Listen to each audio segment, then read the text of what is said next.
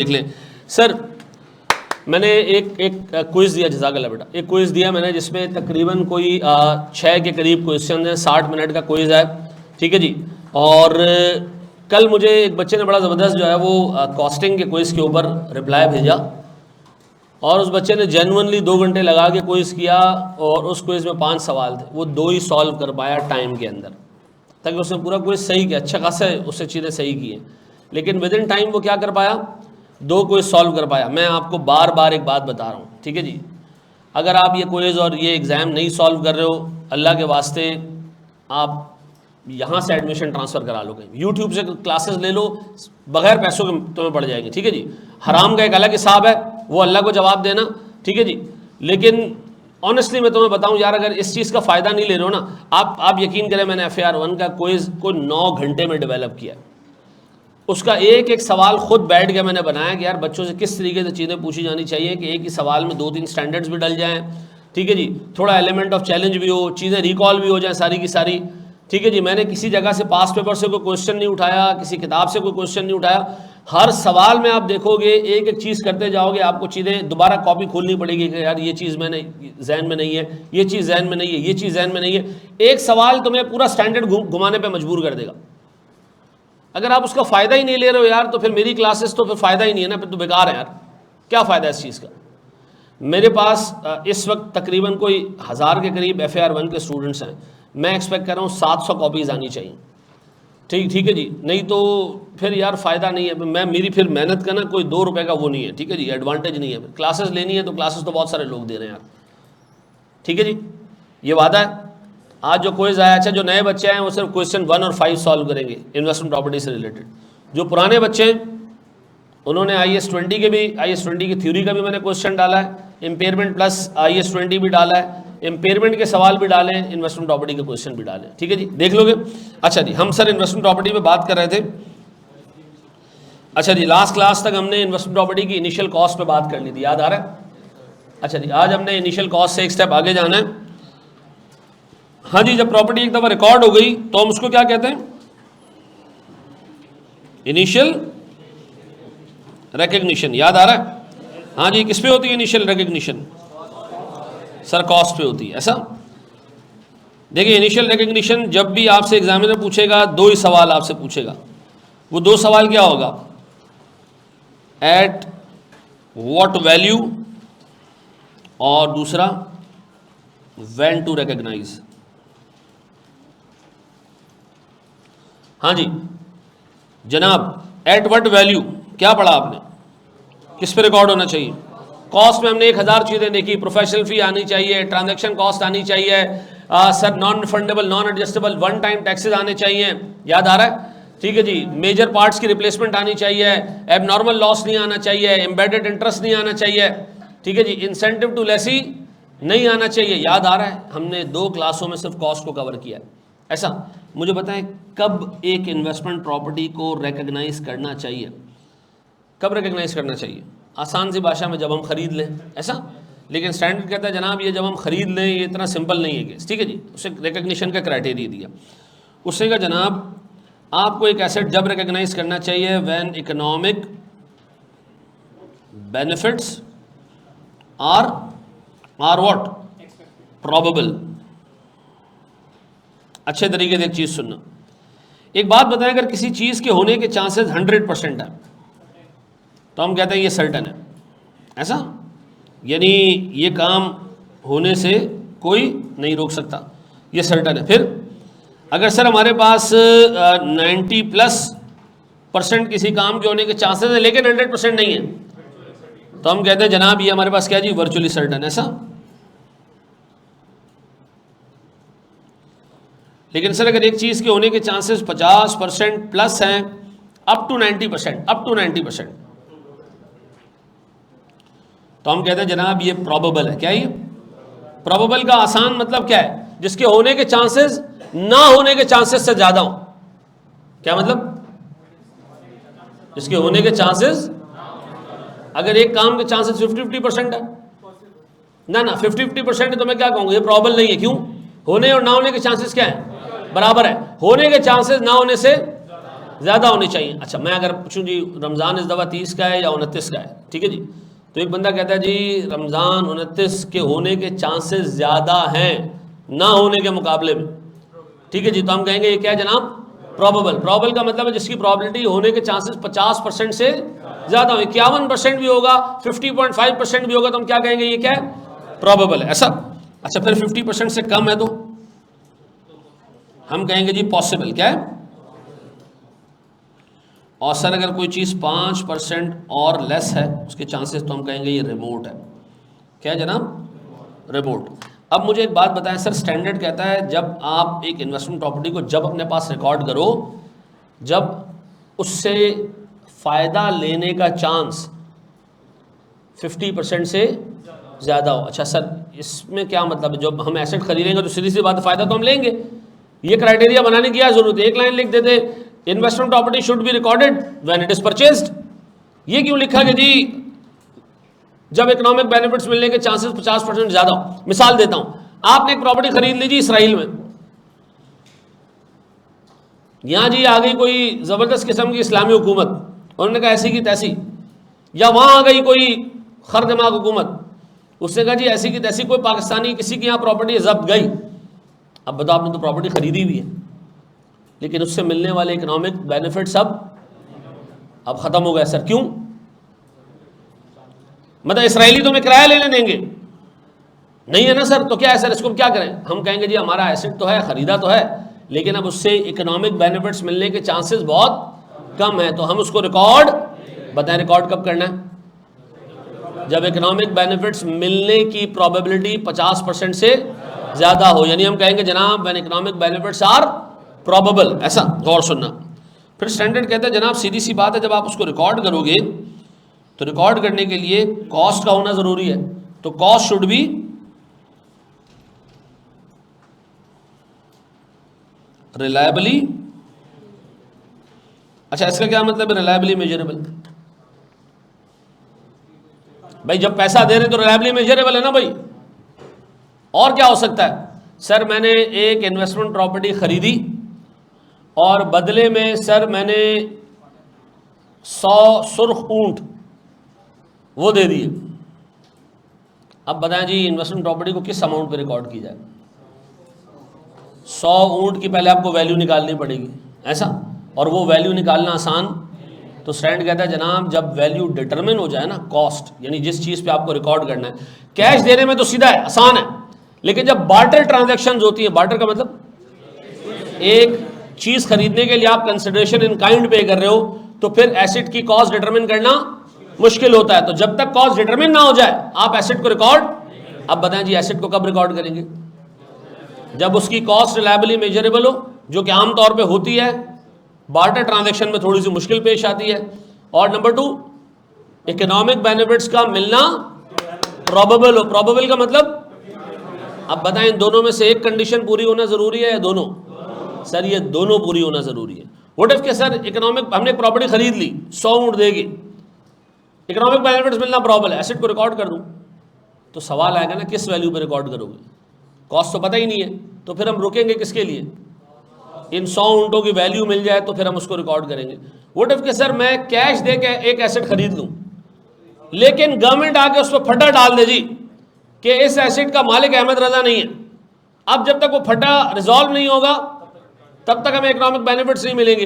तो मुझे एक बात बताओ, कोर्ट केसों में हम धक्के खा रहे हैं ये प्रूफ करने के लिए कि हम इसके मालिक हैं, तो मैं प्रॉपर्टी को रिकॉर्ड कर दूं, नहीं, ये याद रखना। देखो ये वो चीज़ें हैं जिसमें अभी तक एग्जामिनर ने हाथ नहीं डाला, लेकिन अगर एग्जामिनर इस 2 लाइनों की डेफिनेशन में हाथ डाल देना और उस पर बना दे एक सवाल छोटा सा, ठीक है जी, वो डेट्स दे दे आपको कि जी इस डेट पे हमने प्रॉपर्टी खरीदी, यहाँ फटा खड़ा हो गया, यहाँ फटा रिजॉल्व हुआ, अब बताओ जी किस डेट पे प्रॉपर्टी को रिकॉर्ड करें, कब रिकॉर्ड करना चाहिए, जब ये दोनों कंडीशंस क्या हो जाएं, पूरी हो जाएं। पहली कंडीशन इकोनॉमिक बेनिफिट्स का मिलना प्रोबेबल हो, दूसरा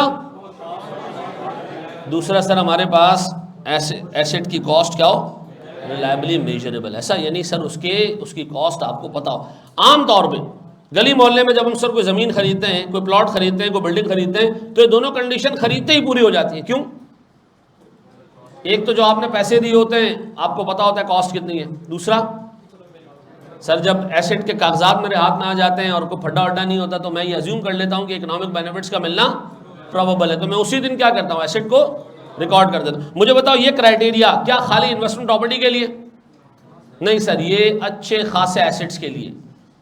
आगे आप पढ़ोगे sir property plant and equipment, उसके लिए भी यही क्राइटेरिया है कि प्रॉपर्टी प्लांट एंड इक्विपमेंट को कब रिकॉर्ड करना चाहिए, कब रिकॉर्ड करना चाहिए। मनुष्यों भी बताया जब इकोनॉमिक बेनिफिट्स का मिलना क्या हो, प्रोबेबल हो। नंबर 2, ये बात समझ आती है सर। अब बताएं जी इनिशियल रिकग्निशन के principles. Sir when to recognise, ये 2 कंडीशन, ठीक है जी। At what value to recognise, cost, ऐसा है, ये नोट कर लो सर, शाबाश। कोई डिस्कशन नहीं चल रही है क्लास में, ये 1.5 घंटा मेरा है, इसमें कोई खयानत नहीं होगी, ठीक है। सिर्फ बोर्ड पे देख रहे हो और कॉपी कर रहे हो। पोर्टल पे भी क्विज डाल देते हैं। आज का क्विज ज़रूर सॉल्व करना। मेरे कल भी 4-5 घंटे इस पे गए और मैं आज सुबह 5 बजे इस पे काम कर रहा था, अभी मैंने अपलोड किया sir. It was scheduled to be uploaded on Saturday, लेकिन मैंने सिर्फ एक चीज़ पढ़ानी थी आज की क्लास में, तो मैंने इसलिए उस एक क्वेश्चन के पार्ट की वजह से उसको रोक के रखा हुआ था कि आज वो पढ़ा दूंगा तो तुम फिर उसके बाद क्विज सॉल्व कर सकते हो। कॉस्ट रिलायबली मेजरेबल होना चाहिए, इसका मतलब है सर आम हालात में जो हम पैसे पे करते हैं तो कॉस्ट रिलायबली मेजरेबल होती है, लेकिन बार्टर ट्रांजैक्शंस ऐसी होती हैं जिसमें आप बाज़ औक़ात प्रॉपर्टी खरीदते हो और सामने क्या दे देते हो, सामने वाले को कोई गुड्स दे देते हो, तो फिर उनकी वैल्यू डिटरमिन करना इतना आसान वक्त लगता है फिर उसके अंदर, ठीक है जी। कैसे पता चलेगा कि 50% है या 49%, ये सबसे अच्छा सवाल किया बच्चे ने। आमतौर पर प्रॉपर्टी से इकोनॉमिक बेनिफिट्स मिलना 100% होता है। क्यों भाई, जब खरीद लिया है तो मेरी हो गई ना प्रॉपर्टी। जब नहीं मिलना होता है ना तो फिर आप किसी एक्सपर्ट को बुलाते हो कि यार ये जो प्रॉपर्टी कोर्ट में चली गई है, क्या चांसेस हैं कि हम जीत जाएं केस। वो आपको बताता है जी पीछे 100 केसेस के अंदर 70 पार्टियां जीत गई है, तो इसका क्या मतलब है, 70% चांस है सर, ठीक है जी। सबमिशन टाइम अगले क्विज से पहले नहीं हो सकती है बेटा, बिल्कुल पॉसिबल नहीं है यूज़र जी। सारी चीज़ें छोड़ दो और बोर्ड पे देख लो।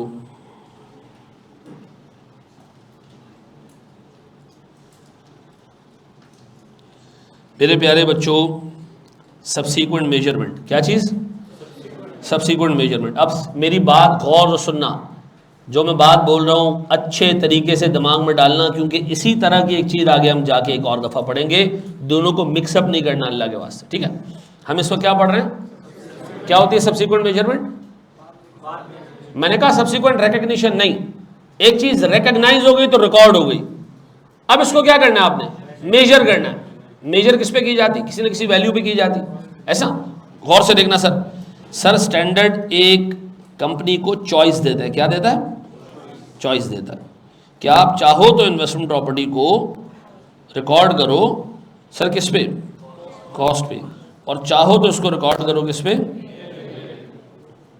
फेयर वैल्यू पे। मेरे प्यारे बच्चों, आंखें कान दिमाग, भाईजान मोबाइल रख दो साइड में, दोस्त क्या कर रहे हो, इधर इधर देखना मेरे जान, छोड़ दो उसको यार, यहाँ देख ले। एक 5-10 मिनट के लिए कॉन्सेंट्रेट कर लिया करो यार, यकीन करो अटेम्प्ट बच जाती है इससे। मुझे एक बात बताएं सर, एक एसेट को अगर मैं कॉस्ट पे रिकॉर्ड करता हूँ, ठीक है जी, ये मेरी चॉइस है, मेरी मर्जी है, ये मर्जी कब एक्सरसाइज करनी है, जब आप खरीदते हो ना इन्वेस्टमेंट प्रॉपर्टी को, उसी दिन रिकॉर्ड करने के फौरन बाद आपको बताना होता है कि मैं इसको कॉस्ट पे रखूंगा या मैं इसको फेयर वैल्यू पे रखूंगा। कब बताना होता है, डे 1 के ऊपर। जैसे खरीद ली ना प्रॉपर्टी, जैसी रिकॉर्ड की, रिकॉर्ड किस पे करनी है, उसमें फेयर वैल्यू का चक्कर नहीं है, रिकॉर्ड किस पे करनी है, कॉस्ट पे। उसके बाद स्टैंड के अंदर रिकॉर्ड हो गई, अब बताओ आगे क्या करोगे। 2 चॉइसेस हैं, कॉस्ट या, मैंने कहा मैं कॉस्ट पे रखूंगा। तो स्टैंड के अंदर इसकी शरायत सुन लो। शरायत ये भैया कि आप इस प्रॉपर्टी को डेप्रिशिएट करोगे, क्या करोगे, डेप्रिशिएट करोगे ओवर यूजफुल लाइफ। अच्छा बोर्ड पे देखना जरा, मैंने कहा स्टैंडर्ड ये बताओ, ये जो लाइफ होती है, ये तो मैंने दो लाइफ के बारे में सुना है। एक मैंने सुना है यूजफुल के बारे में और एक मैंने सुना है इकोनॉमिक के बारे में। ये क्या होती है, गौर से सुनना। तो स्टैंडर्ड ने मुझे कहा यार देखो दो लाइफ अलग अलग है, ठीक है।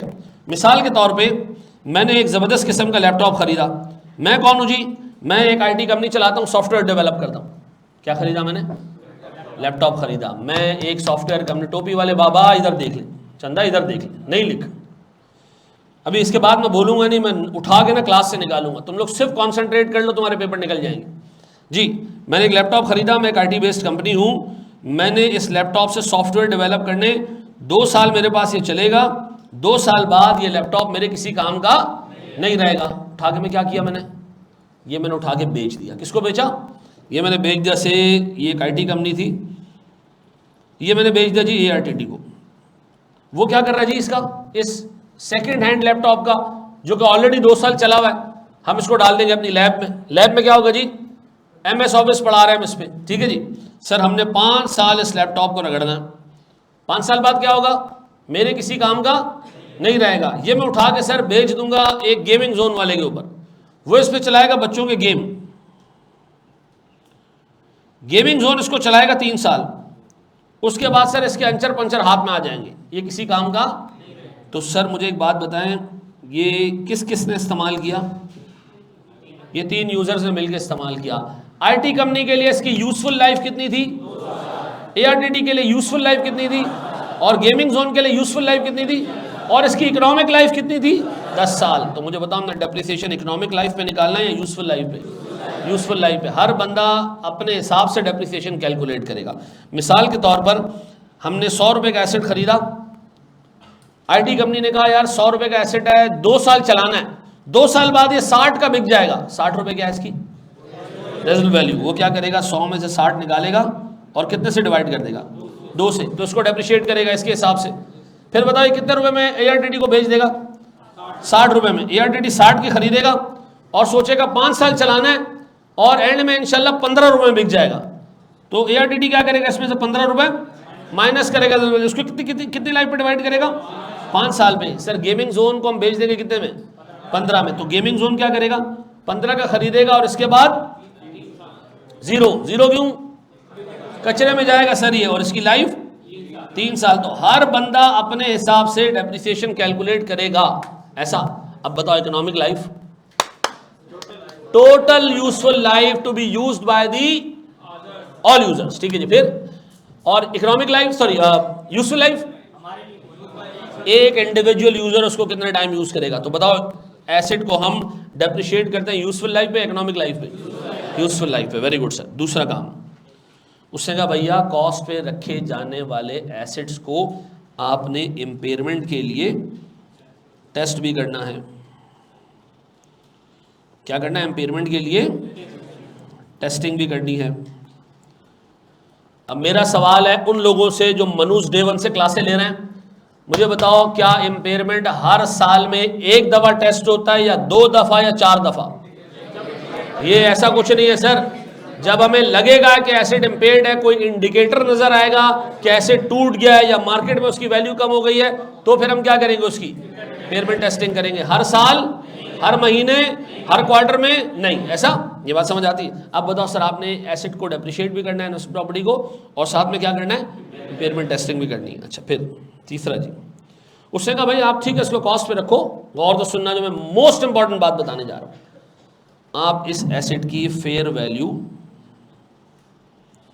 डिस्क्लोज भी करेंगे। क्या करेंगे? अच्छा, अब ये बड़ी इंटरेस्टिंग चीज़ है, ये सुनना। मैंने एक बिल्डिंग खरीदी, और जो मैं बोल रहा हूँ सुनना अच्छे तरीके से। मैंने एक ब्रोकर को बुलाया, मैंने कहा यार ये बिल्डिंग मैंने खरीदी है 2 करोड़ रुपए की। सही खरीदी है? उसने कहा सर ये बिल्डिंग जो है ना वो 2 करोड़ की नहीं है ये 2.5 करोड़ की। आपको 2 करोड़ की मिल गई है, मुबारक हो। 2 करोड़ क्या है इसकी? कॉस्ट है इसकी। 2 करोड़ क्या है इसकी? मैंने कहा मुझे पड़ गई है 2 करोड़ की 20 मिलियन की, जबकि इसकी फेयर वैल्यू कितनी है? ये 25 मिलियन है। किस वैल्यू पे रिकॉर्ड करूं एसेट को? डे 1 पे किस पे रिकॉर्ड करूं? अभी सीखा कि कॉस्ट पे रिकॉर्ड करना है, फेयर वैल्यू पे रिकॉर्ड नहीं करना। तो बताओ हमने कॉस्ट पे रिकॉर्ड कर दिया। और सुनो, इसकी फेयर वैल्यू कितनी है? 25 मिलियन। मुझे बताओ स्टैंडर्ड कहता है भैया आपको हर रिपोर्टिंग डेट पर, किस पे रिपोर्टिंग डेट क्या होती है? बिल्कुल भी नहीं। रिपोर्टिंग डेट, ना ना ना ना ना, रिपोर्टिंग पहला वर्ड है। रिपोर्ट किसको किया जाता है? शेयर होल्डर्स को। किसको किया जाता है? आप जब शेयर होल्डर्स को फाइनेंशियल स्टेटमेंट बना के देंगे, तब आपने इन्वेस्टमेंट प्रॉपर्टी की क्या निकालनी है। और फेयर वैल्यू कौन बताता है इन्वेस्टमेंट प्रॉपर्टी की? ब्रोकर। कौन बताता है? ब्रोकर। कौन बताता है? तो इसका मतलब है अगर मेरे पास इन्वेस्टमेंट प्रॉपर्टी है, वो भले वो कॉस्ट मॉडल पे, मैं हर अज्यूम करते हैं सर क्वार्टर एंड पे फाइनेंशियल स्टेटमेंट्स बनाता हूं। किस एंड पे? एक साल में कितने क्वार्टर होते हैं? Very good sir, 4। एक क्वार्टर में कितने महीने होते हैं? 3 महीने होते हैं। हर 3 महीने के एंड में मैं जाता हूं ब्रोकर के पास, मैं कहता हूं ये बिल्डिंग की वैल्यू क्या है? वो बता दे जी इस बिल्डिंग की वैल्यू है 2 करोड़, इस बिल्डिंग की वैल्यू 2.5 करोड़, इस बिल्डिंग की वैल्यू 3 करोड़। तो मुझे बताओ सर, अगर मैं एक बिल्डिंग को कॉस्ट मॉडल पे भी रखता हूं, तो भी मैं हर ना 3 महीने नहीं, हर रिपोर्टिंग डेट के ऊपर जाके क्या करूंगा? उसकी फेयर वैल्यू निकलवाऊंगा और वो जाके फाइनेंशियल स्टेटमेंट्स में क्या करूंगा? डिस्क्लोज करूंगा कि मेरी इन्वेस्टमेंट प्रॉपर्टी कॉस्ट पे आ रही है, लेकिन इसकी फेयर वैल्यू इतनी हो गई है। ये मैं आवाम को बता रहा हूं, खुश हो जाओ मनुष्यों, कि जो प्रॉपर्टी तुम्हारे पास बुक्स में 100 रुपए की नजर आ रही है, इसकी असल वैल्यू 150 रुपए। अब मेरा सवाल है, एक कंपनी जो पूरे साल में एक दफा फाइनेंशियल स्टेटमेंट्स बनाती है पब्लिक के लिए, तो वो कितनी दफा ब्रोकर के पास जाएगी? एक ही दफा। एक कंपनी जो साल में 4 दफा फाइनेंशियल स्टेटमेंट्स बनाती है, वो कितनी दफा जाएगी? अब बताओ, मैंने आपको कॉस्ट मॉडल के लिए 3 चीजें बताई। इसको डेप्रिशिएट करना है किस पे? इकोनॉमिक लाइफ पे? नहीं सर, किस पे? नंबर 2 पेमेंट टेस्टिंग करनी है। नंबर 3 फेयर वैल्यू डिस्क्लोज करनी है। फेयर वैल्यू कब डिस्क्लोज करनी है? हर रिपोर्टिंग डेट पे, हर रिपोर्टिंग डेट पे, हर रिपोर्टिंग डेट पे, विद नो एक्सेप्शन। ऐसा? अब सुनना, इसका जो डेप्रिसिएशन कैलकुलेट होगा ना, और से सुनो, उस डेप्रिसिएशन को कैलकुलेट करने का फंक्शन क्या है? Cost minus residual value divided by. Very good. क्या मैंने कहा इसमें रेजिडुअल वैल्यू 0 अज्यूम करनी है? नहीं सर। एक बात बताओ, ये कॉस्ट एक्चुअल होती है या अज्यूम्ड होती है? एक्चुअल होती है। ये रेजिडुअल वैल्यू एस्टिमेटेड होती है या एक्चुअल होती है? हमें थोड़ी पता एंड में क्या होगा, अंदाजा ही हो सकता है। ये यूजफुल लाइफ एस्टिमेटेड होती है, एक्चुअल होती है? एस्टिमेटेड होती है। हमें नहीं पता कि एंड में ये 3 साल चलेगा, अंदाजा ही होता है ना हमारा। अच्छा, अब मुझे बताएं, कॉस्ट मॉडल समझ आ गया? कॉस्ट मॉडल की 3 इंपॉर्टेंट चीजें, हम इसको डेप्रिशिएट करेंगे यूजफुल लाइफ पे। इकोनॉमिक लाइफ, यूजफुल लाइफ का डिफरेंस पता चल गया। सर हम इस एसेट की इंपेयरमेंट टेस्टिंग करेंगे हर महीने? नहीं, हर साल नहीं सर, हर क्वार्टर पे, हर 6 महीने पे नहीं, जब इंडिकेटर नजर आएगा। फिर सर फेयर वैल्यू कब? हर रिपोर्टिंग डेट पे। कहां से पता चलेगी? डिस्क्लोज करने का मतलब है एंट्री पास करेंगे? नहीं सर, डिस्क्लोज करने का मतलब है एंट्री कोई पास नहीं होगी। फाइनेंशियल स्टेटमेंट्स के एंड पे जाएंगे, वहां लिखेंगे कि तमाम शेयर होल्डर्स को मुत्तला किया जाता है कि जो हमारे पास इन्वेस्टमेंट प्रॉपर्टी है, जो आपको नजर आ रही है बैलेंस शीट पे 100 रुपए में, है शेयर होल्डर जिसकी असल वैल्यू 150 रुपए है। ऐसा क्यों कर रहे हैं हम? क्योंकि आमतौर पे प्रॉपर्टी की कॉस्ट और फेयर वैल्यू में सिग्निफिकेंट डिफरेंसेस होते हैं। क्या होते हैं? मैं आपको बताता हूं, मैंने लंबी बात नहीं करा। 2016 में एक प्रॉपर्टी खरीदी 1 करोड़ 70 लाख की, छोटी सी बात, 1 करोड़ 70 लाख की हमने प्रॉपर्टी खरीदी, और आज उस प्रॉपर्टी की वैल्यू 5 करोड़ है। ठीक है जी। अगर मैं फाइनेंशियल स्टेटमेंट्स बना रहा होता तो प्रॉपर्टी खरीदी कितने की? 1 करोड़ 70, उसको डेप्रिशिएट कर रहा होता मैं, वैल्यू और कम हो रही होती, जबकि प्रॉपर्टी की वैल्यू बढ़ रही होती है। तो जब मैं आज फाइनेंशियल स्टेटमेंट्स बनाता तो मेरे फाइनेंशियल स्टेटमेंट्स में उस अपार्टमेंट की वैल्यू नजर आ रही होती 1 करोड़। अवामुन नास को पता होना चाहिए ना कि 1 करोड़ की नहीं है बल्कि। तो सर आपको एसेट को इवन अगर कॉस्ट मॉडल पे भी रखना है, फेयर वैल्यू साथ में लाजमी बतानी, ऐसा है? नोट करो शाबाश इसको। नहीं, ये भी नहीं है, तो मैंने वैसे एग्जांपल दिया आपको। भाई डेप्रिसिएशन का कोई भी मेथड हो सकता है बिल्डिंग का, डिमिनिशिंग बैलेंस पे भी हो सकता है, स्ट्रेट लाइन पे भी हो सकता है। ठीक है, रिकॉर्ड कॉस्ट पर करेंगे और रिपोर्ट फेयर वैल्यू पर करेंगे? नहीं, मैंने ऐसा कुछ नहीं कहा। मैंने कहा रिकॉर्ड कॉस्ट पे करेंगे, आगे आपकी मर्जी है कि इसको कॉस्ट पे रखो या इसको फेयर वैल्यू पे ले जाओ। एग्जामिनर चाहे ना तुम्हें इसी पे फेल कर सकता है, इसी 4 लाइनों में। वो तुम्हें कह दीजिए कि इन्वेस्टमेंट प्रॉपर्टी है, अकाउंटेंट ने उसको गलत जो है वो डेप्रिशिएट कर दिया था, या उसको डेप्रिशिएट कर दिया इकोनॉमिक लाइफ के ऊपर और उसकी इकोनॉमिक लाइफ इतनी थी, आगे कहानी ले। आप में से बहुत सारों को यही नहीं पता होगा कि उसने गलत किया। इकोनॉमिक लाइफ पे डेप्रिशिएट नहीं होना चाहिए, किस पे होना चाहिए? यूजफुल लाइफ के ऊपर। ठीक है जी। Sum of the year digit वाला डेप्रिसिएशन मेथड कौन यूज़ करता है? देखो, डिमिनिशिंग बैलेंस मेथड और sum of the year digit method, ये दोनों ऐसे मेथड है जिसमें शुरू में डेप्रिसिएशन ज़्यादा बुक होता है, बाद में कम बुक होता है। तो कोई भी यूज़ कर सकता है। ये तो मतलब अब एक एस्टिमेट है कि जी शुरू में ज़्यादा बुक करना है तो कोई इसको डिमिनिशिंग बैलेंस पे ले जाता है, कोई इसको sum of the year digit method पे ले जाता है। ये चीज़ें ना हमारे कैफ 1 में यानी FAR 1 में ये रेलिवेंट नहीं है। ठीक है, चलो जी आगे जाओ दोस्त, बड़े हम आगे दोस्त।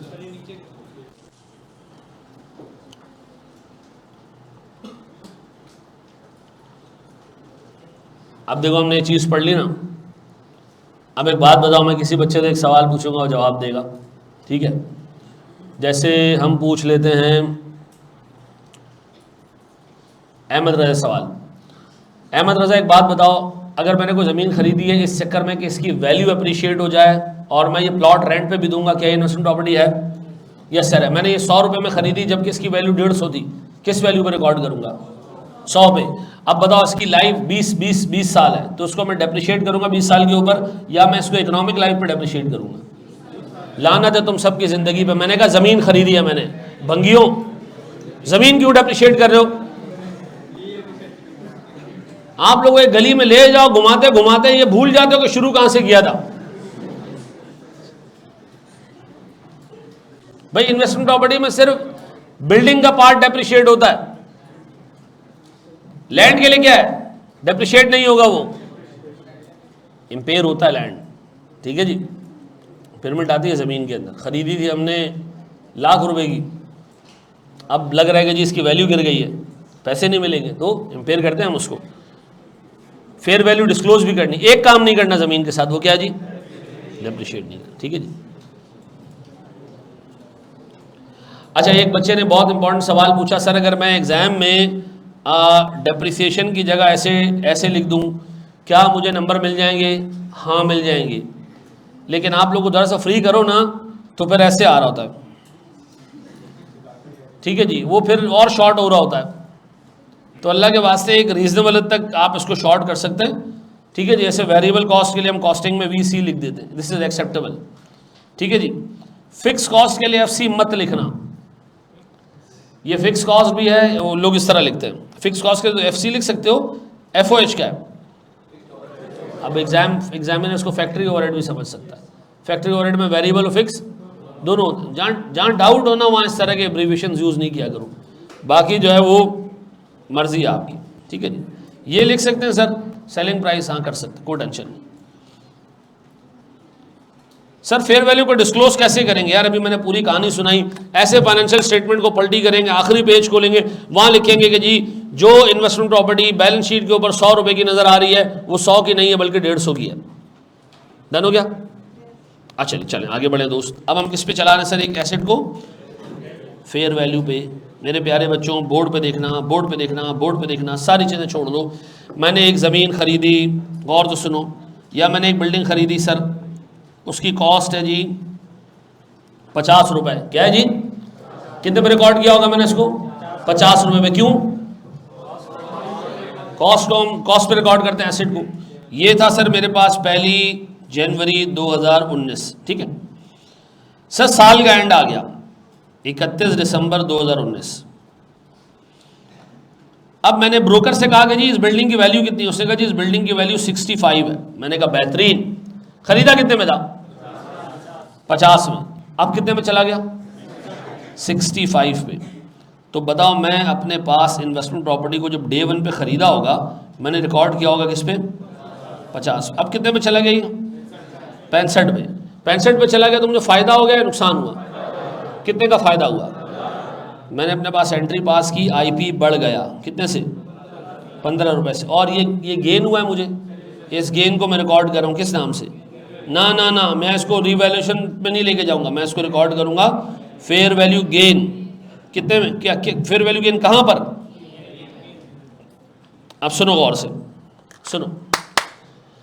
आप शेयर्स खरीदते हो किसी कंपनी के, पता है ना, शेयर्स खरीदने किसी कंपनी के हैं, पैसे कमाने। मुझे पता चला जी अब सी पैक का जो है वो मामला दोबारा उठ रहा है, दोबारा सी पैक पे जो है वो काम शुरू होगा, तो जितनी सीमेंट बनाने वाली कंपनीज हैं इनसे सीमेंट खरीदा जाएगा, कॉन्ट्रैक्ट किए जाएंगे, तो इनके प्रॉफिट्स।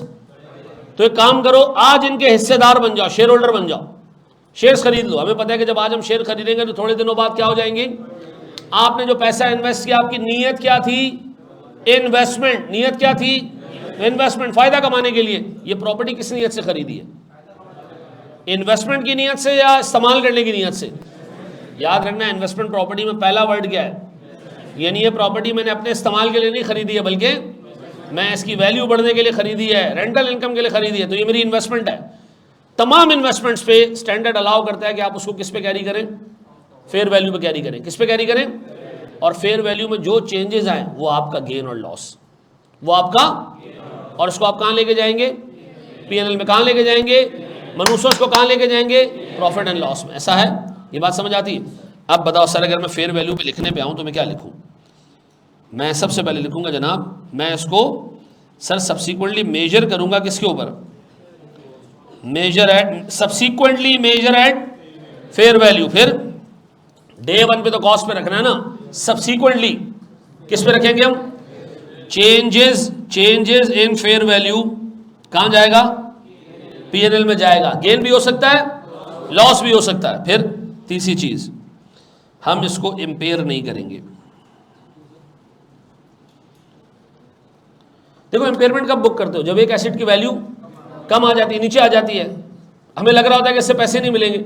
ये तो ऑलरेडी फेयर वैल्यू पे चल रहा है, ये ऑलरेडी किस पे चल रहा है, एक एसेट की वैल्यू गिरेगी तो हम इसको खुद गिरा देंगे, अलग से इंपेयरमेंट बुक करने की जरूरत। अब बताएं, ये प्रॉपर्टी 50 की खरीदी थी, बट अगर 40 की हो जाती तो लॉस बुक करते, क्या बुक करते, 10 रुपए का लॉस और इन्वेस्टमेंट प्रॉपर्टी का रेट। क्या फिर सब्सिक्वेंटली इंपेयरमेंट टेस्ट करने की जरूरत है। हमने कहा नहीं, कोई फायदा ही नहीं है, इंपेयरमेंट को मटेरियल निकलेगी ही नहीं, फायदा ही नहीं है, छोड़ दो। तो जब एक एसेट को फेयर वैल्यू पे कैरी कर रहे हो और उसका गेन और लॉस कहां जा रहा है, पीएनएल में जा रहा है, तो उसके लिए कभी भी इंपेयरमेंट टेस्टिंग नहीं करते। हम आगे जाके FAR 2 में पढ़ेंगे, हमने शेयर्स खरीदे, वो भी फेयर वैल्यू पे रखे, उसका फेयर वैल्यू का गेन और लॉस भी पीएनएल में जा रहा है, उसकी इंपेयरमेंट टेस्टिंग भी नहीं होती। क्यों, क्योंकि तमाम एसेट्स जो कि किस पे कैरी हो और फेयर वैल्यू का चेंज कहां जा रहा हो, उसकी हम इंपेयरमेंट टेस्टिंग नहीं करते। जी मेरा बच्चा, सवाल है तुम्हारा। यार इंडिकेटर्स कुछ भी हो तो ऑलरेडी फेयर वैल्यू में रिफ्लेक्ट हो जाता हो। एक एसेट खराब हो गया, टूट फूट गया, बम लग गया उसको, रॉकेट लग गया उसको, तो उसकी फेयर वैल्यू ज्यादा होगी। किसी ब्रोकर के पास जाओगे, उसको भी तो नजर आ रहा है कि इस बिल्डिंग में रॉकेट लगा है, उसको भी नजर आ रहा है इस बिल्डिंग में पानी के मसले हैं, उसको भी नजर आ रहा है इस बिल्डिंग की छत जो है वो टपकती है, तो वो क्या करेगा, फेयर वैल्यू ही। तो फिर अलग से इंपेयरमेंट बुक करने की जरूरत, उसकी फेयर वैल्यू में सारी चीजें कैप्चर हो जाएंगी। ऐसा। अब बताओ मेरे प्यारे बच्चों, मैंने आपको ये बताया कि हम इसको रखेंगे किसके ऊपर, किस पे रखेंगे सर, और फेयर वैल्यू पे रखने के बाद हम इसको सर इंपेयर नहीं करेंगे, और जो चेंजेस आएंगे फेयर वैल्यू में। अच्छा, अब गौर से एक चीज और देखना मेरे प्यारे बच्चों, सारी चीजें छोड़ दो, बोर्ड पे देखो, फिर उसके बाद लिखना सर, और समझने की कोशिश करना।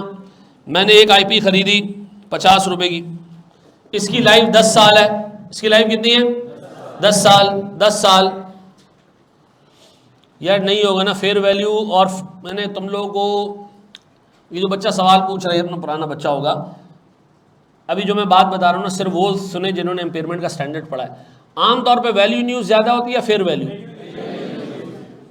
तो एक एसेट को अगर रखी फेयर वैल्यू पे रहे हो तो इसका मतलब आप उसको लोएस्ट पॉसिबल वैल्यू पे रख रहे हो, तो उसमें इंपेयरमेंट कहां से निकलेगी फिर। वो कह रहा बच्चा कह रहा नहीं, वैल्यू न्यूज कम होती ही नहीं आमतौर पे यार, आमतौर पे वैल्यू न्यूज क्या होती है। बस ये अब स्विच हमने बंद कर दिया, ठीक है, इंपेयरमेंट वाला, ठीक है। जिसने सवाल पूछा था हमने उसको जवाब दे दिया। अब बताएं जी, एक इन्वेस्टमेंट प्रॉपर्टी कितने की, ये मैंने खरीद लिया, कैश कितना जी 50, इसकी लाइफ कितनी है, मैंने आपको बताया इसकी लाइफ 10 साल है, मैंने आपको बताया इसकी लाइफ, ये मैंने कब खरीदा, ईयर 0 पे, ईयर 0 का मतलब आज। इसकी लाइफ कितनी है, पहले साल का एंड आया, मैंने इसको डेप्रिशिएट किया, कितने से, 5 रुपए से, और IP क्रेडिट कितने से, सर अलाउंस फॉर डेप्रिसिएशन, एक ही बात है, अलाउंस फॉर डेप्रिसिएशन करो या आईपी डायरेक्ट क्रेडिट कर दो। बताओ मेरी प्रॉपर्टी कितने की रह गई, मेरी प्रॉपर्टी की कैरिंग अमाउंट कितनी रह गई, प्रॉपर्टी की कैरिंग अमाउंट कितनी रह गई 45। ऐसा पता चला जी इसकी फेयर वैल्यू है 60, पता चला इसकी फेयर वैल्यू है, तो मुझे बताओ ये इंक्रीज कितनी हुई है। तो मैंने अपने पास एंट्री पास की आईपी डेबिट कितने से 15 से, और बोर्ड में देखना एक चीज समझानी है, फेयर वैल्यू गेन कितनी। अब एक बात बताओ सर, मेरे पास इस पर्टिकुलर सिनेरियो में गेन कितने का बुक हुआ है, फेयर वैल्यू गेन, और डेप्रिसिएशन कितने की आई है, तो मेरा नेट प्रॉफिट कितना हुआ है इस प्रॉपर्टी से 10। अगर मैं काम ये करता कि मैं ईयर 0 के ऊपर ये प्रॉपर्टी खरीदता कितने में, कैश क्रेडिट करता कितने से 50 से, फिर मैं कहता मैं डेप्रिशिएट करूंगा ही नहीं इसको, मैं डेप्रिशिएट, अगर मैं इसको इन्वेस्टमेंट प्रॉपर्टी को फेयर वैल्यू पे कैरी कर रहा हूं तो मैं डेप्रिशिएट नहीं करूंगा। बताओ सर साल के एंड में इसकी कैरिंग अमाउंट क्या होती 50, फेयर वैल्यू कितनी होती 60, में क्या एंट्री पास करता, आईपी डेबिट कितने से 10 से, फेयर वैल्यू गेन कितने से। तो बताएं सर अगर मैं आपसे ये पूछूं इधर भी फेयर वैल्यू गेन कितना बुक हुआ, डेप्रिसिएशन कितना है, और मनुष्य डेप्रिसिएशन बुक ही नहीं किया ना, तभी तो गेन 10 का है, 5 कहां से आ गया। अब बताएं सर इन दोनों तरीकों में से ज्यादा गेन किस में बुक हुआ। आप डेप्रिशिएट करके रीवैल्यू करेंगे गेन ज्यादा आएगा, आप डेप्रिशिएट ही ना करें गेन उतना ही आएगा जितना यहां आ रहा था। यानी सर दोनों जगहों पे टोटल प्रॉफिट कितना आ रहा है, एक जगह में 15 का गेन 5 का डेप्रिसिएशन और दूसरी जगह पे, तो सर स्टैंडर्ड ने कहा जब दोनों जगह गेन बराबर ही आना है तो अपना टाइम वेस्ट करें क्यों, हम एसेट को डेप्रिशिएट नहीं करेंगे। कब डेप्रिशिएट नहीं करेंगे, अगर हम फेयर वैल्यू मेथड पे चल रहे हैं तो हम एसेट को डेप्रिशिएट नहीं करेंगे, सिर्फ क्या करेंगे हम रीवैल्यू, और रीवैल्यू में जो गेन और लॉस आएगा वो अलग से, ना इंपेयर करने की जरूरत है ना डेप्रिशिएट करने की जरूरत है, कोई फायदा नहीं है। डेप्रिशिएट करने से खामखा काम लंबा हो जाएगा, पहले डेप्रिशिएट करोगे प्रॉपर्टी की वैल्यू कम करोगे फिर रीवैल्यू करोगे, तो एक तरफ डेप्रिसिएशन आ रहा होगा और ज्यादा गेन आ रहा होगा, जबकि आप क्या कर सकते हो डेप्रिसिएशन बुक ही ना करो गेन बुक कर लो, तो इफेक्टिवली नेट इंपैक्ट दोनों का। अब बताएं सर अगर मैं फेयर वैल्यू पे चल रहा हूं तो मैं एसेट को मेजर किस पे करूंगा, फेयर वैल्यू के चेंजेस को कहां डालूंगा, क्या मैं इसको डेप्रिशिएट करूंगा सर क्या मैं इसको इंपेयर करूंगा। अब बताओ सर ये फेयर वैल्यू पे चल रहा है सारा हिसाब किताब, क्या आप हमने फेयर वैल्यू डिस्क्लोज करनी है, नहीं सर अब तो रिकॉर्ड ही कर फेयर वैल्यू पे कर रहे हैं ना। आवाम को आप कह रहे हैं कि जो बैलेंस शीट पे 5 मिलियन का एसेट है वो असल में भी 5 मिलियन का है, तो उसको लिखने की कोई ज़रूरत। अब बताएं सर ये दोनों मेथड के ऊपर ये डिफरेंस समझ आ गया, 5 नंबर का सवाल आ चुका है कि दोनों मेथड्स को एक्सप्लेन करें और इसके कैरेक्टरिस्टिक्स बताएं कि इस तरीके पे क्या करना है और इस तरीके पे क्या करना है, लिख लोगे हम, चलें आगे बढ़ें सर, शाबाश। हाँ बिल्कुल बिल्कुल बिल्कुल, अकाउंटिंग पॉलिसी के नोट में आता ही जी, बताना पड़ता है आपको आवाम जी।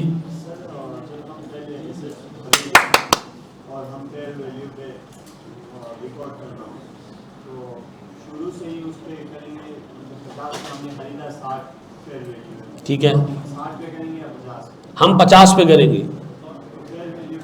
नहीं करेंगे हम फेयर वैल्यू पे कब लेकर आएंगे उसको, रिपोर्टिंग डेट पे। कब रिपोर्टिंग डेट, जब आपने फाइनेंशियल स्टेटमेंट्स बनाने, यानी साल के एंड में।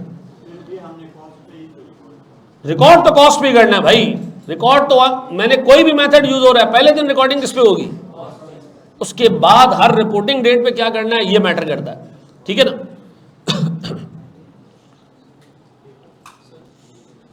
जी मेरे बच्चे,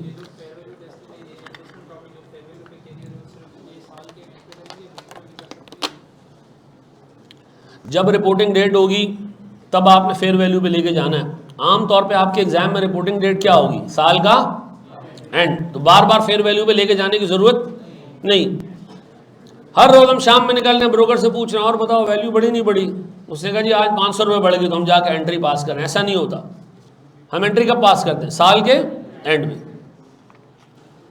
अच्छा जी, मैं आजकल फेसबुक पे देख रहा हूँ बच्चे जो है ना वो बच्चों को बहुत मामू बनाया जा रहा है कि फ़लाँ एक्सेल का कोर्स कर लो, ये कर लो वो कर लो, इससे फॉर्म में जाने के चांसेस बढ़ जाएंगे। और भाई एक ही चीज़ आपको फॉर्म लेके जा सकती है, आपका कैफ का रिजल्ट, बस। ठीक है जी।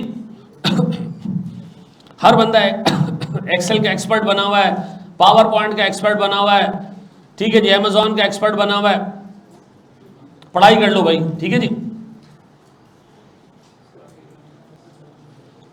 90% पाकिस्तानी मोटिवेशनल स्पीकर्स हैं। ठीक है ना। सर जो सर बताएं, जैसे अगर हमारी किसी कोई इन्वेस्टमेंट प्रॉपर्टी जो कि कोर्ट में चली गई, तो फिर मीनवाइल हम इसको कैसे रिकॉर्ड? अगर आपके हाथ में नहीं और आपको लग भी रहा है कि आपके हाथ में नहीं आएगी तो खत्म हो गई, लॉस। कैश तो पे कर दिया ना, तो पे कर दिया तो लॉस। एक्सपेंस। आपने एक बंदे को प्रॉपर्टी के पैसे दिए, बाद में पता चला वो है ही नहीं कोई प्रॉपर्टी, तो फिर एक्सपेंस आउट, लॉस, खत्म। होता है ना, बहुत सारे लोग प्रॉपर्टी के पैसे जमा करवा के चले गए जी, कागजात हैं नहीं, जाली है, 2 नंबर है। मुझे सबसे ज़्यादा अफसोस हुआ था ये नस्ला टावर्स के ऊपर यार, जिन बेचारों के इसके अंदर अपार्टमेंट्स थे वो सारे। आओ मेरे प्यारे बच्चों, 2 सवाल आपको देने हैं। जितनी कम डिस्कशन, जितना ज़्यादा फोकस, जितनी कम दोस्तियाँ, उतना पास होने का चांस ज़्यादा। ठीक है जी।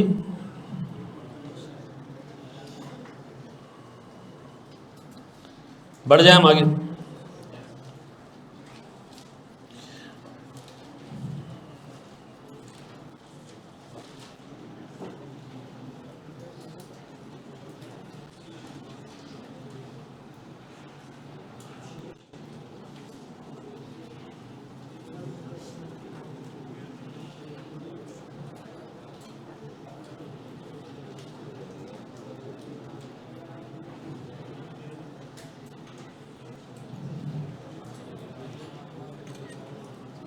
यार एक बात बताओ, एक अगर मेरे पास बड़ी सारी बिल्डिंग है और मैंने उसके जो है फ्लैट्स किराए पे दिए हुए हैं, तो ये जो भंगी आता है सफाई करने रोज, और इसको मैं पैसे जो देता हूँ, ये क्या कहलाता है? ये मेंटेनेंस एक्सपेंस है या डे टू डे सर्विसेज है? ये इसको आप किसी भी नाम से देख लो, मेंटेनेंस हो या डे टू डे सर्विसिंग हो, ये कभी भी प्रॉपर्टी की कॉस्ट में कैपिटलाइज नहीं होता। ऐसा सर, फिर ये बिल्डिंग के बाहर एक सिक्योरिटी गार्ड बैठा होता है हमारा, इसको जो तनख्वाह दे रहे हैं ये बिल्डिंग की कॉस्ट में कैपिटलाइज कर दें? नहीं सर, क्योंकि इस सर्विस का बेनिफिट आपको उसी वक्त मिल रहा है, आप इसको प्रॉपर्टी में नहीं डाल सकते। ठीक है, अब बोर्ड पे देखिएगा दोस्त, मैं आपको एक सवाल रीड करके दिखा रहा हूँ।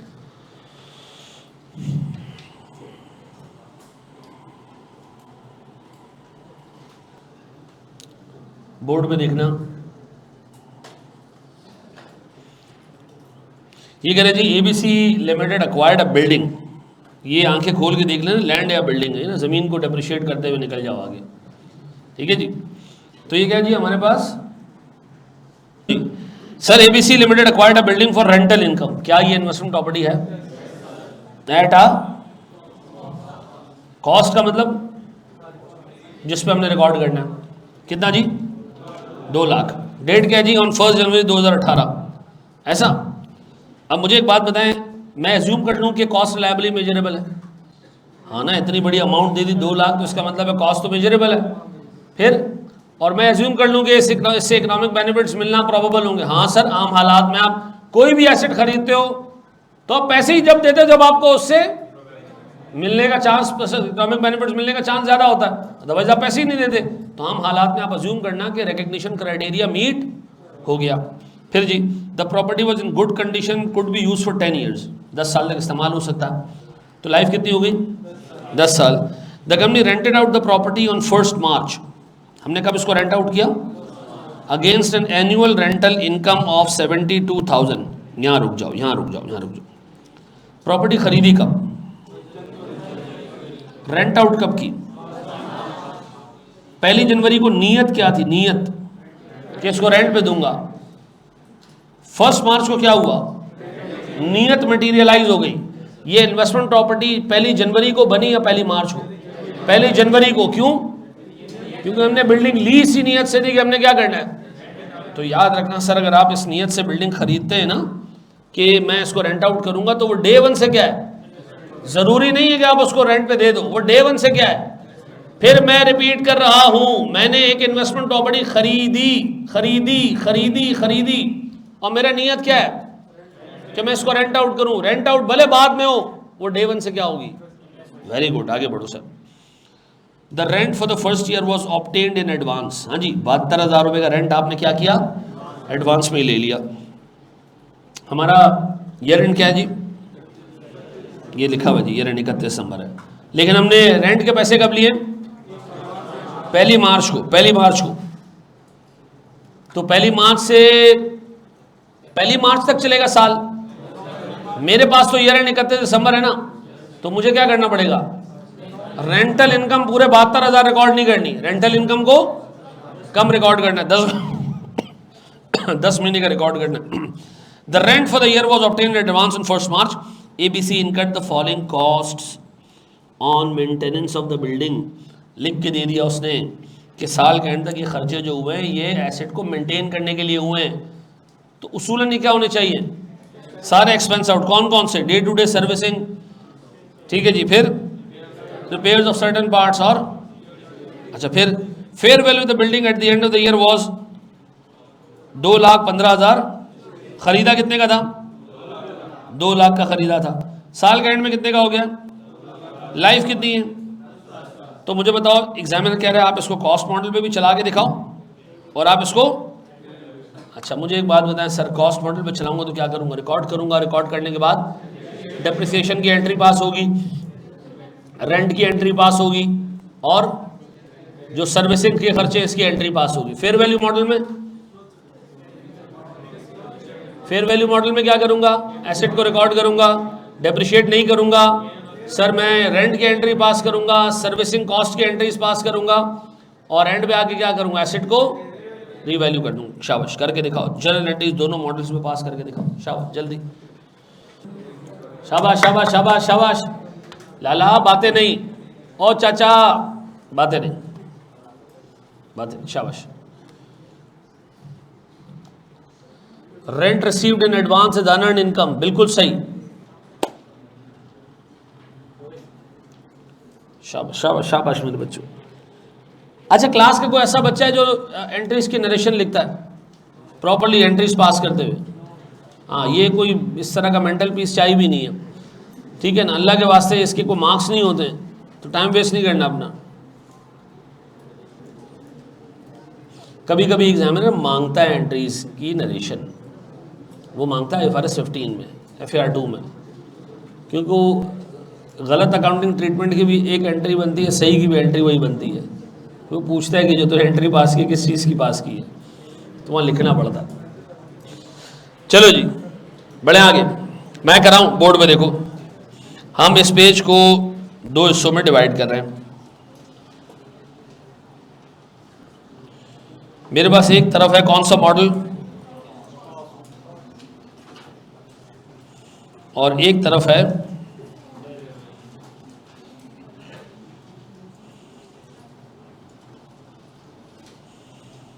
फेयर वैल्यू मॉडल, पक्का। अच्छा मेरे प्यारे बच्चों, मुझे बताओ, मैंने दोनों केसेस के अंदर प्रॉपर्टी खरीदी है, इन्ना लिल्लाहि व इन्ना इलैहि राजिऊन।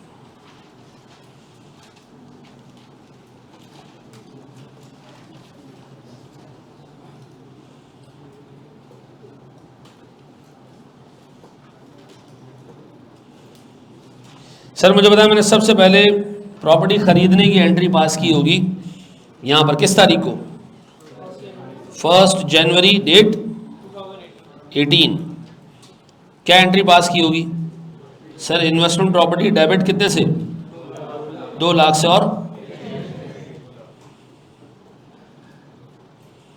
ऐसा दोस्त,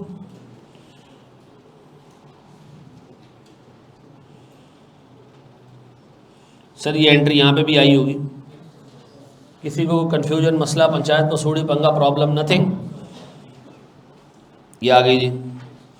अब बताइए, मेरे पास इस एंट्री के बाद 1 मार्च को एक एंट्री पास होगी, वो क्या है जी, हमने कैश रिसीव किया कितने का, 70, और मेरे पास अनअर्न्ड रेंट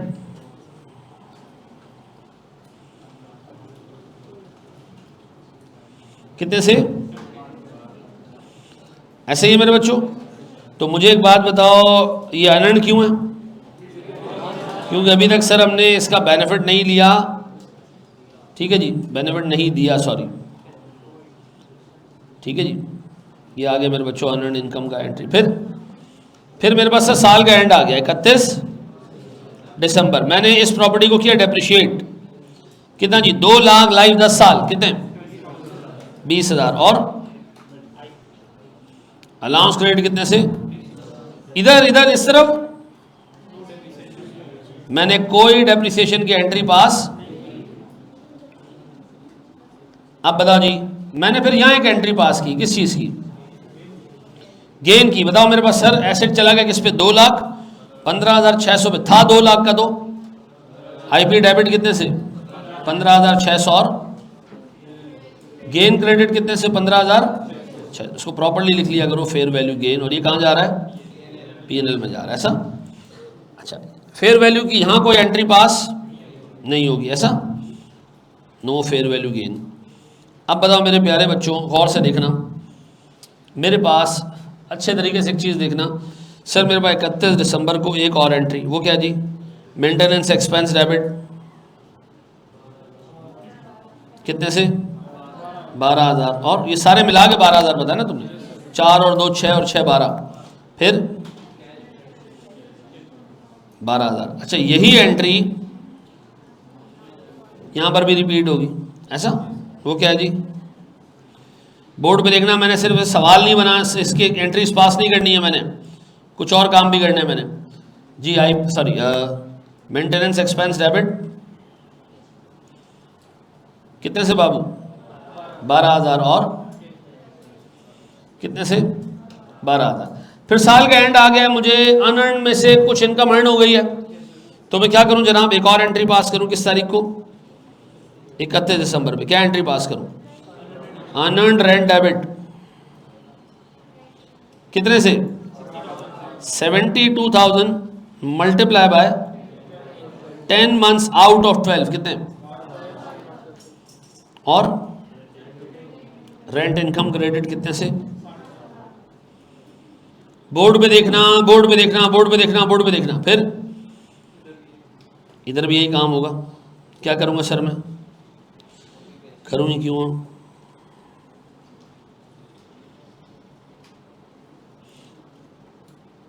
मैंने बेटा आपसे एंट्रीज पास नहीं करवानी है, यहाँ देख लिया, एंट्रीज एक पार्ट है।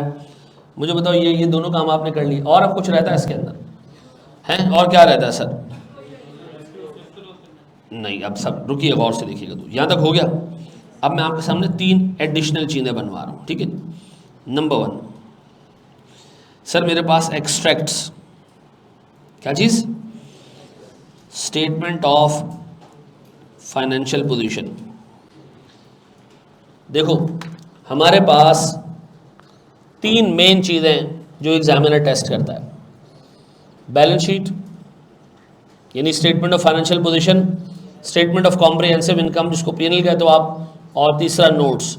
एग्जामिनर का है ना, बैलेंस शीट या स्टेटमेंट ऑफ फाइनेंशियल पोजीशन का एक्सट्रैक्ट बना के दे दो। इसका मतलब है पूरी बैलेंस शीट नहीं बनानी, क्या बनाना है? जो आपके पास एसेट्स और लायबिलिटीज है वो दिखा दो। नंबर 2, एक्सट्रैक्ट बनाने स्टेटमेंट ऑफ कॉम्प्रिहेंसिव इनकम की, तो पूरा पीएनएल बनाने की जरूरत नहीं है, जो चीज़ें अवेलेबल हैं वो दिखा दो। तीसरी चीज़, नोट बना के दे दो। क्या बना के दे दो? नोट। किसका नोट? इन्वेस्टमेंट प्रॉपर्टी का नोट। किसका? तो तुमसे एग्जाम में ये 3 चीज़ें मांग सकता है, ऐसा। तो आओ तीनों बना लेते हैं साथ में। और नोट अब हर सवाल में हम बनाया करेंगे, ताकि एंड पे नोट को एक टॉपिक के तौर पे ना लेके चले हम, बल्कि नोट हमारे पास जो लास्ट टाइम आया था ना लास्ट टाइम, है मनुसो, याद है? हाँ सर याद है, हैं? हो गया था। नोट क्या होता है? सुनो मैं बताता हूँ नोट क्या होता है, मैं एक्सप्लेन कर देता हूँ बच्चों को। जी पहले बता दो, सवाल है कुछ? अच्छा, बोर्ड पे देखिए, स्टेटमेंट ऑफ फाइनेंशियल पोजीशन का एक्सट्रैक्ट। भाई स्टेटमेंट ऑफ फाइनेंशियल पोजीशन में क्या आ रहा होता है? Non current assets. Non current assets आ रहे हैं और करंट एसेट्स भी आ रहे होते हैं, ऐसा। क्या इस पूरे सवाल में आपके पास कोई करंट एसेट है? प्रॉपर्टी है मेरे पास? नहीं, कोई करंट एसेट नहीं है मेरे पास। नॉन करंट एसेट में क्या है जी? सर बोर्ड पे देखिएगा, अगर मैं कॉस्ट मॉडल पे चल रहा हूँ, तो क्या होगा, और अगर मैं फेयर वैल्यू मॉडल पे चल रहा हूँ तो वैल्यूज़ बताओ क्या होगी। मुझे बताओ मेरे पास क्या है जी, investment property non current asset है, आखिरी साल जब लाइफ का रह जाएगा तो फिर क्या बन जाएगा, तब भी नॉन करंट ही रहेगा। ये याद रखना, नॉन करंट एसेट्स हमेशा क्या रहते हैं, सिर्फ कुछ सिनेरियोज में करंट एसेट में कन्वर्ट होते हैं, वो भी हम नहीं देख रहे, ठीक है। मुझे बताओ कॉस्ट मॉडल में प्रॉपर्टी की वैल्यू कितनी रहेगी, 20,000 से डेप्रिशिएट हुआ है, 2 लाख की प्रॉपर्टी थी, कितनी रह गई 180, इधर 2,15,000, 2,15,600। इस इन्वेस्टमेंट प्रॉपर्टी के आगे लिखा होता है नोट। आप कहते हो जी मेरी इन्वेस्टमेंट प्रॉपर्टी नोट नंबर 30 में डिस्क्लोज्ड है, किसमें, नोट नंबर 30। ये क्या है, बैलेंस शीट का मुंह, पहला डॉक्यूमेंट, पहला पेज फाइनेंशियल स्टेटमेंट्स का क्या है, बैलेंस शीट या स्टेटमेंट ऑफ फाइनेंशियल पोजीशन। मैंने क्या लिखा है, इन्वेस्टमेंट प्रॉपर्टी किस नोट में डिस्क्लोज्ड है, ये 30 नंबर, मतलब ये मैंने अपनी तरफ से लिखा है, ये कोई भी नंबर हो सकता है। मैं कह रहा हूं जिसको इन्वेस्टमेंट प्रॉपर्टी की डिटेल चाहिए ना, वो कहां चला जाए, वो नोट नंबर 30 में चला जाए, ठीक है। खैर अभी हम नोट पे नहीं जा रहे हैं। मुझे बताइए, मेरे पास पहला एक्सट्रैक्ट हो गया, दूसरा और कुछ है इसके अंदर, और है कुछ नॉन करंट एसेट्स के अलावा, नॉन करंट लायबिलिटीज हैं कोई, नहीं सर। कोई करंट लायबिलिटीज हैं, हाँ हैं, बताओ क्या, वेरी गुड जी, अनअर्न्ड रेंट कितना बाकी है, क्या हो गया इसको,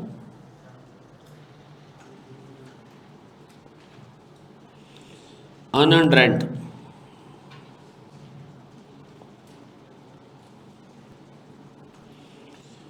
कितने का भैया, 12,000 रुपए का, चाहे फेयर वैल्यू मॉडल हो चाहे कॉस्ट मॉडल, पक्का। एसेट और लायबिलिटीज यही थी, हमने दिखा दी। अच्छा, कैश को कभी भी करंट एसेट्स में डिस्क्लोज नहीं करना, एक्सट्रैक्ट्स में कभी भी कैश का डिस्क्लोजर नहीं बनाना, प्रॉफिट एंड लॉस का डिस्क्लोजर नहीं बनाना, एक्सट्रैक्ट में सिर्फ क्या दिखाना, other than cash non current assets और लायबिलिटीज, ठीक है। अब बताएं इसके बाद सर और कुछ है हमारे पास, दूसरी चीज क्या है जी, एक्सट्रैक्ट्स किसका, of statement of comprehensive income. ये क्या हमारा पीएनएल, हम किस मॉडल, अच्छा भाई ये याद रखना, ये मैंने दोनों आगे पीछे सामने आमने सामने बना दिए, ऐसा नहीं आता पेपर में। पेपर में या तो कॉस्ट मॉडल आएगा या फेयर वैल्यू मॉडल आएगा, ये दो कॉलम नहीं बने हुए होंगे अल्लाह के वास्ते। अच्छा जी, स्टेटमेंट ऑफ कॉम्प्रिहेंसिव इनकम मैं यहाँ लिख रहा हूँ आसानी के लिए, कॉस्ट मॉडल और फेयर वैल्यू मॉडल। बता कॉस्ट मॉडल पे और फेयर वैल्यू मॉडल पे खर्चे क्या हैं, डेप्रिसिएशन कितने का जी, यहां आएगा कुछ नहीं सर। फिर मेंटेनेंस एक्सपेंस कितने का जी, 12,000 एक्सपेंस है, नेगेटिव में लिख रहा हूं मैं। फिर जी सर मेरे पास रेंटल इनकम कितने का, 60 इधर भी 60 इधर भी। फिर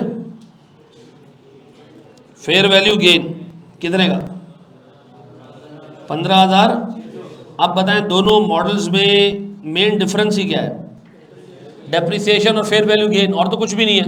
बताओ क्या आ रही है, नेट नेट नेट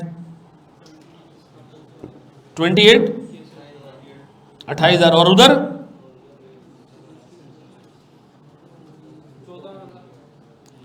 60,000 75,600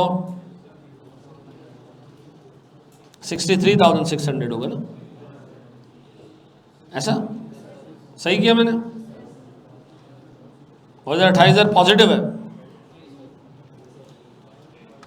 भैया ये समझ आ रहा है मैं क्या कर रहा हूं, मैंने क्या बना लिए, एक्सट्रैक्ट बना लिए। यानी अगर किसी के पास फाइनेंशियल स्टेटमेंट्स है तो पहले पेज पे उसको इन्वेस्टमेंट प्रॉपर्टी और अनअर्न्ड इनकम नजर आ रही होगी, अगले पेज पे पीएनएल बना हुआ आ रहा होगा, उधर क्या नजर आ रहा होगा उसको, डेप्रिसिएशन भी नजर आ रहा होगा, फेयर वैल्यू गेन अगर फेयर वैल्यू मॉडल है तो वहां नजर आ रहा होगा, ये सारी चीजें नजर आ रही हैं। अब क्या रह गया, अब क्या रह गया, नोट। बोर्ड पे देखो, मैं नोट भी आपके सामने बना देता हूं। मैं पहला नोट बना रहा हूं किसका, कॉस्ट मॉडल का। बोर्ड पर देखना प्यारे भाई, मुझे बताओ नोट होता क्या है, सुन लो क्या होता है नोट। ओपनिंग में प्रॉपर्टी कितनी थी, क्लोजिंग में कितनी है, जेब में पैसे कितने थे सुबह, शाम में कितने, इन दोनों का रिकंसिलिएशन, इन दोनों का 100 रुपये सुबह थे, 500 रुपये अब्बा ने दिए, कितने हो गए 600 रुपये, 300 रुपये छोटी अम्मा ने ले लिए, कितने रह गए 300 रुपये, 300 रुपये मैंने सर बैलेंस डलवा दिया, क्या रह गया, 0 रह गया। तो ये रिकंसिलिएशन है ओपनिंग और क्लोजिंग का। मैं यहाँ बना रहा हूँ भैया, गौर से देखना, मैं कह रहा हूँ जी मेरे पास investment property carried at cost, मैं सिर्फ कॉस्ट मॉडल का बना रहा हूँ। बताओ ओपनिंग में इन्वेस्टमेंट प्रॉपर्टी कितनी थी, मर जाओ, नहीं थी, ओपनिंग में थी नहीं भाई, लास्ट ईयर मतलब लेके आए गए लास्ट ईयर से, नहीं भाई इसी साल खरीदी है। फिर हमने इन्वेस्टमेंट प्रॉपर्टी क्या की, अक्वायर की, कितने से 2 लाख, खाली इन्वेस्टमेंट प्रॉपर्टी की तरफ देखना है बस। फिर इस साल हमने क्या बुक किया, कितने से, आप बताओ हमारे पास और तो कुछ नहीं है ना ट्रांजैक्शन, क्लोजिंग इन्वेस्टमेंट प्रॉपर्टी कितनी बच गई 180। इसको मैं क्या नाम दूं, कैरिंग अमाउंट एट 31 दिसंबर। गौर सुनना, गौर से सुनना, ब्रेकअप, क्या चीज, ब्रेकअप, कॉस्ट 2 लाख, अब तक डेप्रिसिएशन कितने का, तो सर ये तो ऊपर भी लिखा हुआ है, दोबारा लिखने की क्या जरूरत है, ये डाटा इस साल का है, ये क्या होगा, ये एज एट होगा, अगले साल भी डेप्रिसिएशन बुक करोगे। बताओ अगले साल का ओपनिंग कितना होगा 180, मिसाल दे रहा हूं, फिर भी डेप्रिसिएशन आएगा कितने का, फिर क्या बचेगा हमारे पास, सॉरी ये 20,000, क्या रह जाएगा 160। अब बताओ ब्रेकअप कैसे बनेगा, 2 लाख, अक्यूमुलेटेड डेप्रिसिएशन 40,000 और 160, ये 160 और ये 160 क्या होने चाहिए, मैच करने चाहिए, ऐसा। ये इस वक्त हमारे नोट का ऐसा नहीं है, ये सिर्फ एक कॉलम है। ये हमने कौन सा मॉडल बना दिया, कॉस्ट मॉडल। इसी तरह मेरे पास एक और इन्वेस्टमेंट प्रॉपर्टी का नोट बन सकता है। अच्छा इधर हम लिखेंगे fair value of investment property is कितना जी, ₹2,15,600। इसी कॉस्ट मॉडल के नोट के नीचे, क्यों, क्योंकि आपने कहा था कि फेयर वैल्यू क्या करना है, डिस्क्लोज करना है। फेयर वैल्यू क्या करना है, अब्दुल हादी भाई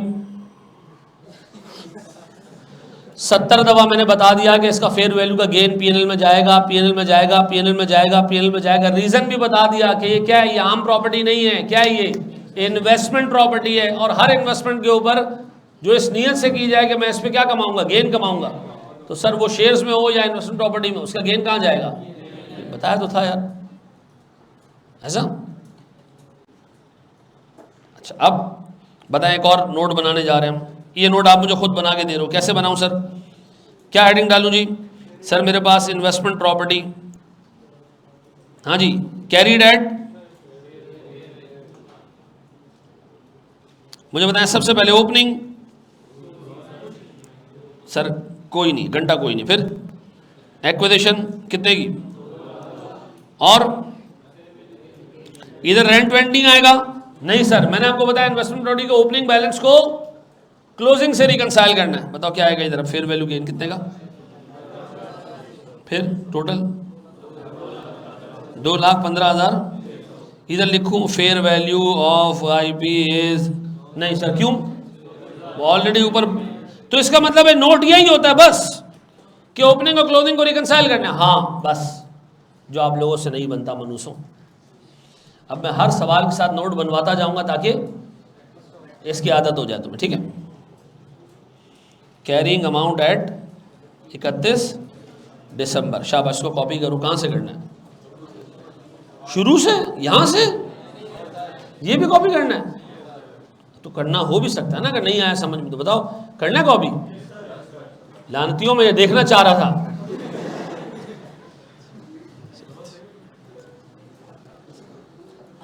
शाबाश, जल्दी से कर लो जी मेरा भाई। यार 1 मिनट, पूछो अमजद, पूछो। नहीं, एग्जामिनर कहेगा तो हम बनाएंगे। अगर वो एंट्रीज पूछेगा, एंट्रीज बना के छोड़ देंगे। अगर वो कहेगा एक्सट्रैक्ट बनाओ तो फिर बैलेंस शीट और पीएल का एक्सट्रैक्ट बनाएंगे। अगर वो कहेगा नोट बनाओ तो हम नोट बना के दे देंगे। हर एक में पूछ सकता है भाई।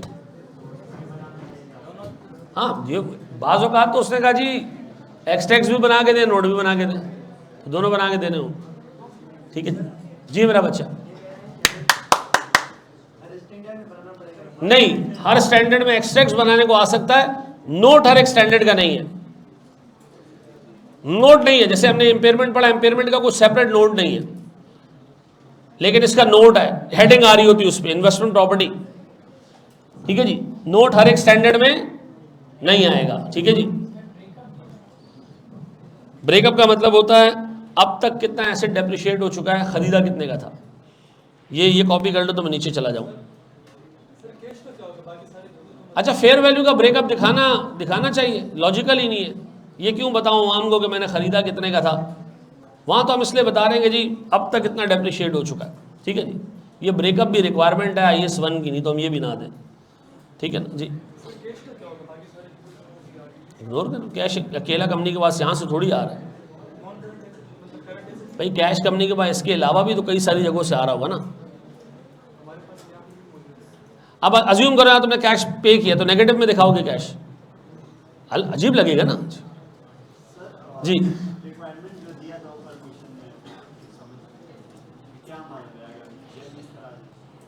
अकाउंटिंग फॉर ट्रांजैक्शन तो ऐसे वैसे रिक्वायरमेंट नहीं दे सकता हूँ, ये तो मैंने डाला इसीलिए था कि मैंने ये सब कुछ बनाना था। रिक्वायरमेंट में वो स्पेसिफाई करेगा कि एंट्रीज पास करनी है या बैलेंस शीट का एक्सट्रैक्ट बनाना है या नोट बनाना है, ठीक है। यहाँ तो मैंने खुद लिखा अकाउंटिंग, इसका मतलब है जो जो चीज़ पॉसिबल है सब कर दो, ठीक है।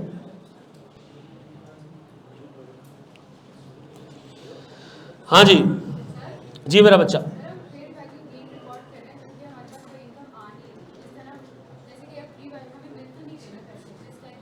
अच्छा देखो, ये बचपन में ना हमें ये अकाउंटिंग का कॉन्सेप्ट पढ़ाते हुए जो PRC का टीचर जहन में बिठा देता है ना कि ये तो रियलाइज्ड इनकम नहीं है तो बुक ही नहीं होनी चाहिए, ठीक है ना, ये कॉन्सेप्ट ही वो गलत बिठाता है। लेकिन वो बेचारे की उस वक्त मजबूरी होती है कि अब मैं इनको क्या पढ़ाऊंगा यार, ये अनरियलाइज गेन है, ये मिला तो नहीं है। नहीं, ऐसा नहीं होता। देखो मुझे एक बात बताओ, एक बिल्डिंग है, ये कंपनी कितने साल रखेगी अपने पास, लंबे टाइम तक, लॉन्ग टर्म, ऐसा। अच्छा मैं आज, आपका नाम क्या बेटा, मैं भूल गया, खिजरा एक बात बताओ मेरे बच्चे, मैं शेयर होल्डर हूं आज इस कंपनी का, कंपनी ने प्रॉपर्टी खरीद ली, कितने का गेन आया इसमें, 15,000। अगर मैं ये प्रॉफिट एंड लॉस में ना दिखाऊं तो ये गेन तो नजर ही नहीं आया।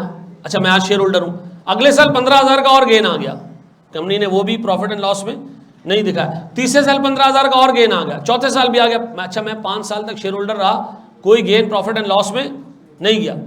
छठे साल मैंने छोड़ दिया और छठे साल कंपनी ने ये एसेट बेच दिया, सारे का सारा गेन क्या हुआ, छठे साल जाके रिकॉर्ड हुआ।